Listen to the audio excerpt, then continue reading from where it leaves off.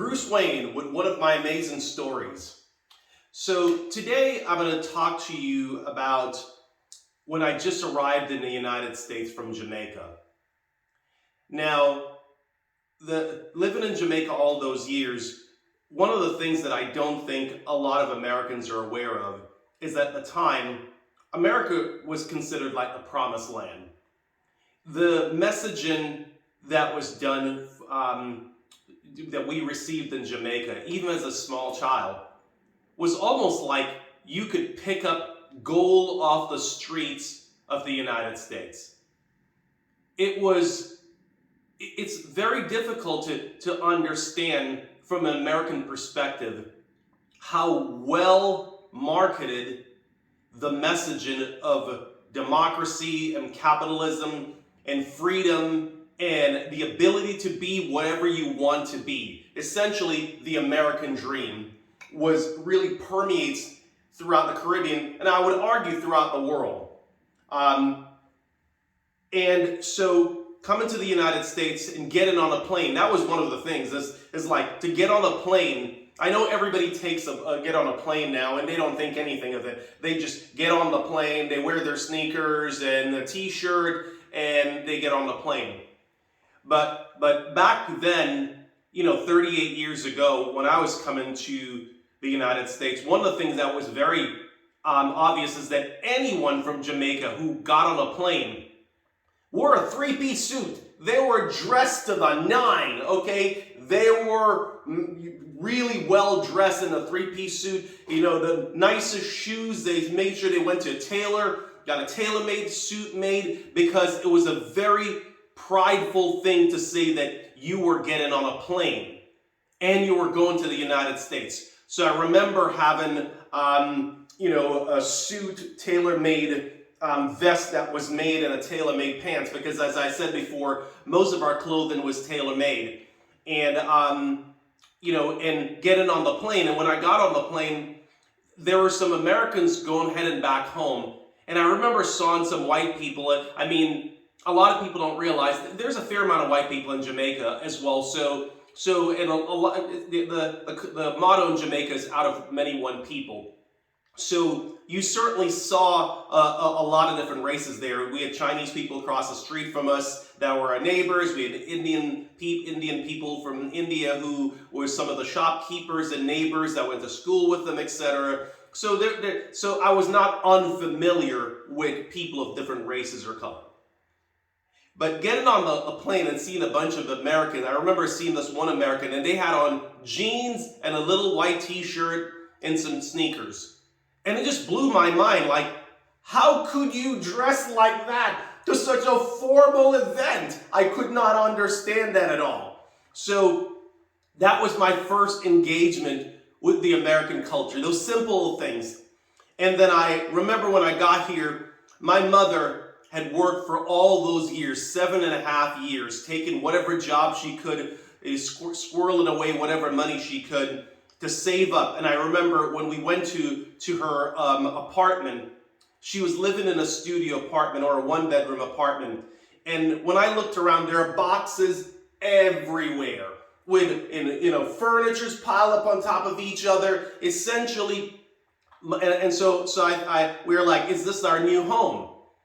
Because even in that case, it was certainly much better than than where we were living before. Not to say Auntie Barbara's house was actually very nice, by the way, when we lived there. But remember, we had moved to Bygrave Avenue. Even that house, architecture-wise, was a nice house, but still, this was America.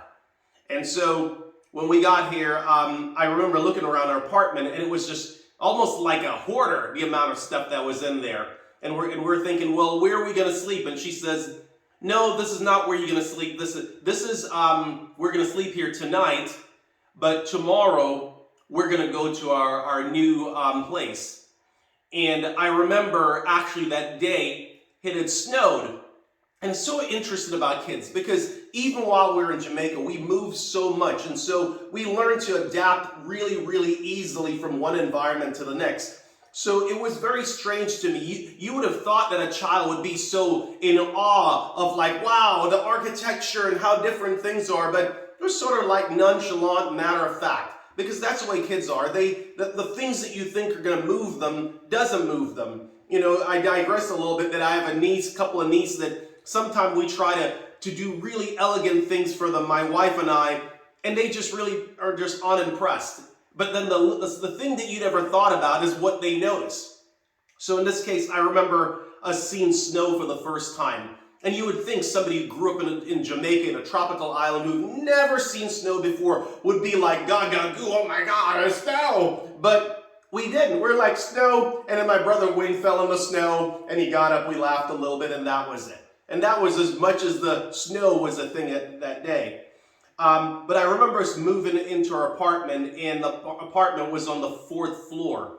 And now that was interesting because I'd never been on a high rise, so to speak, 4th floor. We're on the top floor up there. And for that entire, I'd say, winter, it felt like forever. It felt like a year, yet it was probably just a winter or a summer going into fall, or fall going into summer, whatever. It was can't remember what it was. It was obviously December, so we were not in school at the time. Yeah, so it's winter. So at that time, I remember that we were not enrolled in school. And I remember sitting at home for what felt like forever, watching TV, watching cartoon, listening to Kiss 108 and the other radio station from Daryl Hall and John Oates, to just top 10, top 20 songs. And we're just sort of glued to the television set. And I remember my brother went outside and went around the block, and it was a big deal because you would think these kids who were so adventurous in Jamaica, going down to Sandy Gully and running miles and hopping truck, would be eager to go explore the neighborhood. But for some reason, I remember feeling apprehensive about it. This unknown of knowing what this neighborhood was like. It was so, that part was different for me. It's the psychology of being somewhere and being fearful to go outside and engage this place because it was unknown to us. And the culture was very different. And I remember us going to the first clothing store. And it was just a little store around the corner from our house. It was not a major mall or something. But it was so strange being in there. The streets were different, the way that they were laid out. The architecture of the place was actually different than that. So in the beginning I said the architecture, none of those things were interested on the day one, but after a while, it was just so strange and foreign how you engage things. And we didn't buy anything in that store that day, but we looked around. And that's the first memory that I have living in Allston, which is in Boston, and absorbing. And what I realized later, like sitting in front of that TV for hours and hours and hours, watching TV over and over and over, was that what we were doing is that we were downloading the culture. Because, see, one of the things that people don't understand is like, a lot of immigrants understand this, is like, when you come here, if you go to school and somebody tells a joke, and let's say they're talking about the honeymooners, and you've never seen it, and they go, bang, zoom to the moon, Alice. You're not going to know what that is. You're going to go, bang, zoom? What is that? I actually remember when I was enrolled in school, and that's one of the things is that remember that I actually repeated the 8th grade, the 7th grade, the 7th grade in Jamaica, no, the 8th grade. I repeated the 8th grade at Kingston College. And so at this point, I essentially went through the same grade twice. So I remember when my mom enrolled me in school and they told me, we're going to put him in the 8th grade. And I said to my mom, why would they put me in the 8th grade? I've already been in the 8th grade twice. And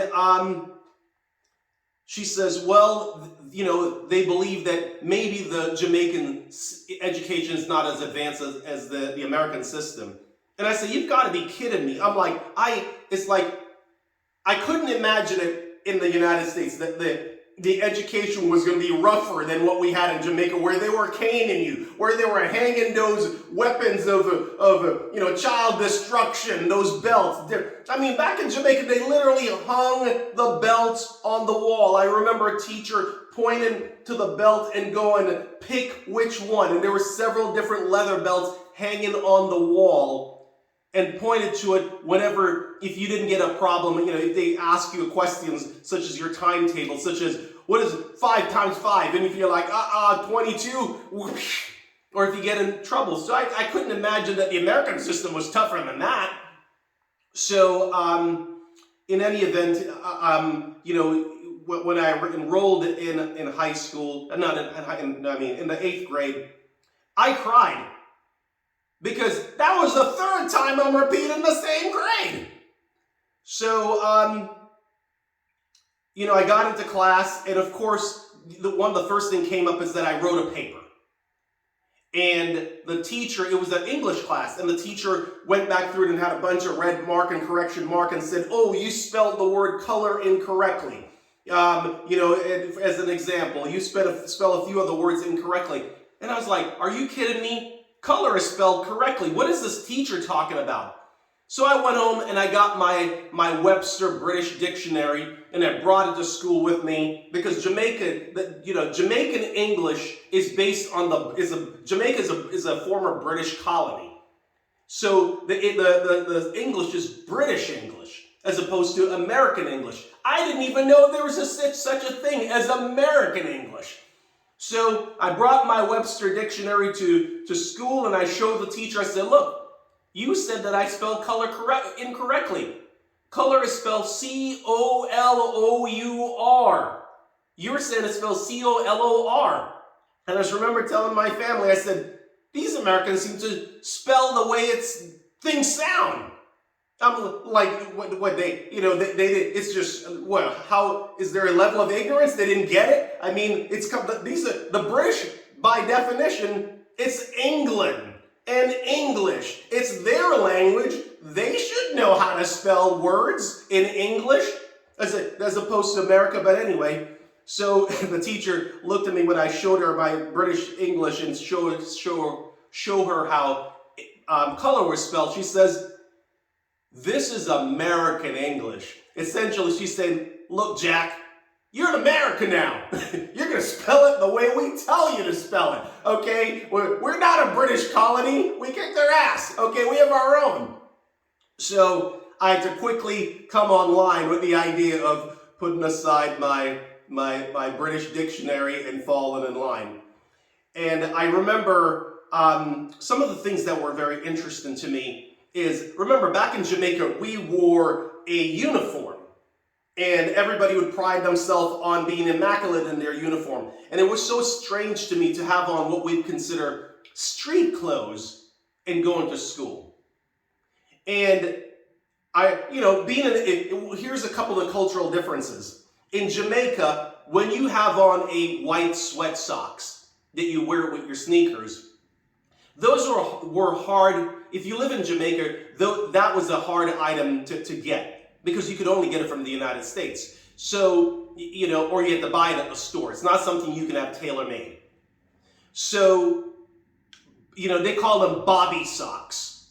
And so people in Jamaica, as a form of status, would wear their dress shoes with a suit and with sweat socks, because that was the fashion at the time, and that was status. So, coming here to the United States, I went to school. I had on my tailor-made dress slacks from what I brought in Jamaica. I had on a dress shirt, okay, and I had on my dress shoes and sweat socks. And when I went to school, and I had the haircut from Jamaica where it was different. It's like, you may have seen him coming to America where the front is low and the back is high. It was a style way back when, and it was cool in Jamaica. But when I got to class, essentially,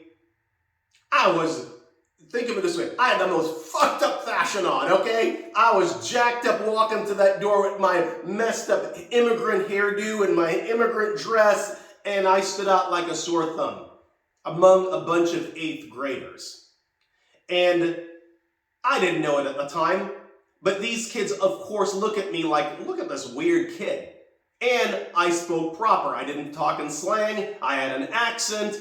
And so, immediately one kid, one of the things I look around and the thing that was not very clear, I just didn't understand is the idea of fashion the way that they did it. Like jeans was a fashion thing, wearing jeans and sneakers and t-shirt. And I remember this one kid, he had on a pair of jeans, and the jeans came down almost like that old Michael Jackson high water pants where the jeans stop above the sneaker a little bit, and it didn't fall down like a proper dress pants that was all the way down touching your shoes.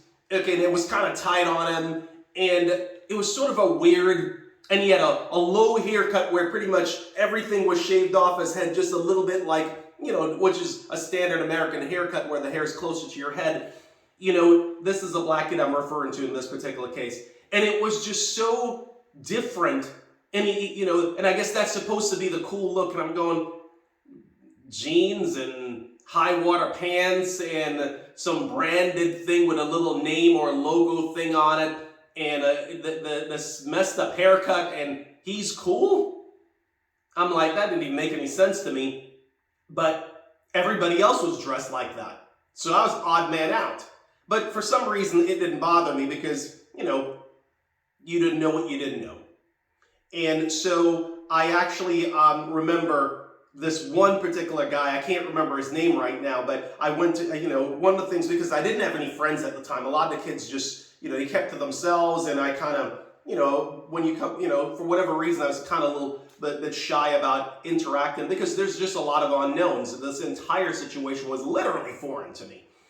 And so I just focused on my school. So what I did is I would go to school, sit there, just like I was in Jamaica, ask questions to the teacher, interact with the teacher, understood what the assignments were, went home, studied real hard, making sure that I'm getting good grades. And I kept on banging them out. I was getting A's and 100%. The teacher's giving me compliments, and I'm thinking, cool. Okay, I'm getting complimented and I'm doing well, so I'll stand out that way.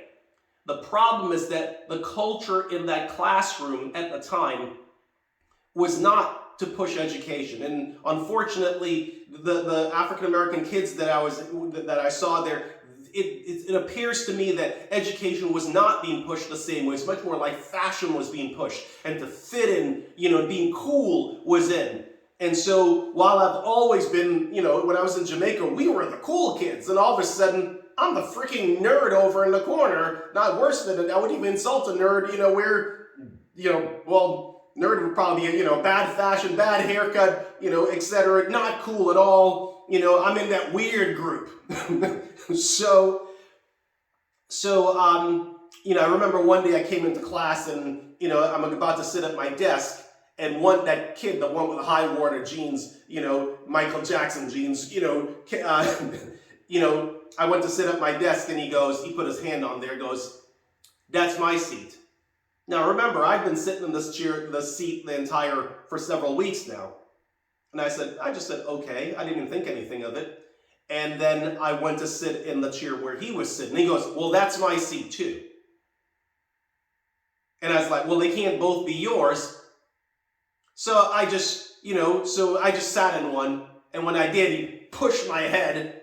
And here's the thing that I think, that's important for Americans to understand as well, is, look, I didn't grow up in the hood. I didn't grow up with a bunch of gangbangers. I don't understand that culture, so I'm not going to act like I'm some hard motherfucker out there saying things and doing things like that. No, remember, I was a kid. I grew up in an unfortunate situation, and, where you have to grow up rough and survive, etc. But, I don't know that culture, so I'm not going to speak to that culture. But I can tell you what I'm about, which is, you're not going to bully me.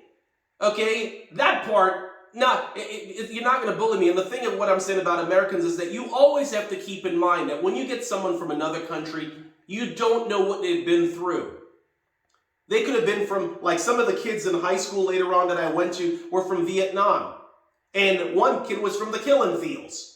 I don't know if the killing fields were at the same time, but I remember that we had Vietnamese kids in there. And these kids were used to fighting literally for their lives. So while you, as an American, want to get in a fight with them, this kid is thinking, how can I kill this motherfucker?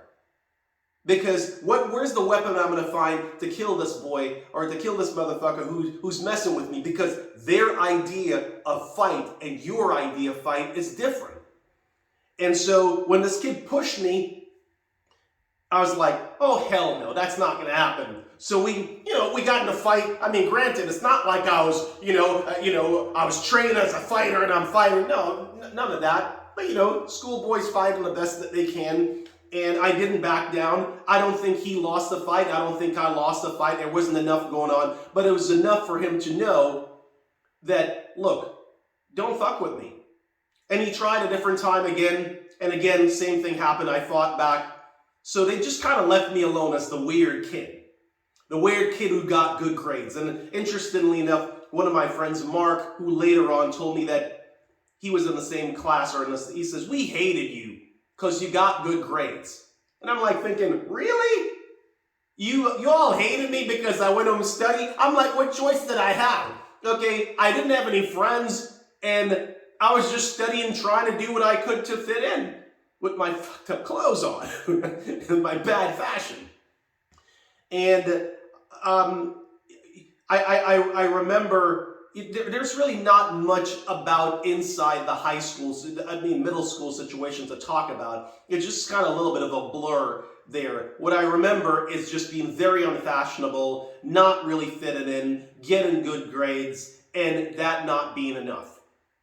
What I do remember is when later on, when I went off to high school in my freshman year. And I'll certainly tell you lots of stories about that. But my freshman year, again, one of my favorite classes was Earth Science. And interestingly enough, there was a Jamaican teacher in the Earth Science class. And I remember every day I would go home, I'd argue with that teacher. I can't remember his name right now. But I'd argue with him, and I'd go home studying to make sure, trying to prove him wrong. Okay, coming and arguing with him. I almost felt like the class was for me. Like it was just my teacher. And later on, I realized that he was excited to engage me because he said, I think he felt like, I got this kid. I'm getting him to go home and study and research and being engaged, trying to prove me wrong. And he was doing well in school. So that's the sort of the intro that I want to start with for entering Brighton High School in Boston.